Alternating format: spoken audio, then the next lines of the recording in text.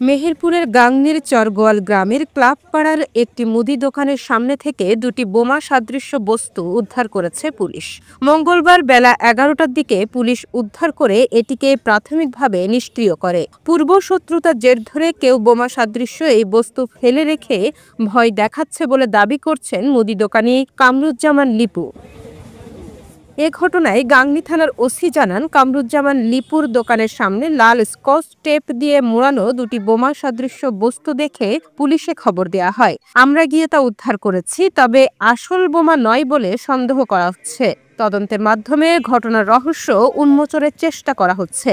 একটা বোমা সাদৃশ্য আর কি লাল কষ্টেপ দ্বারা মোড়ানো দুইটা বস্তু পাওয়া যায় এখানে।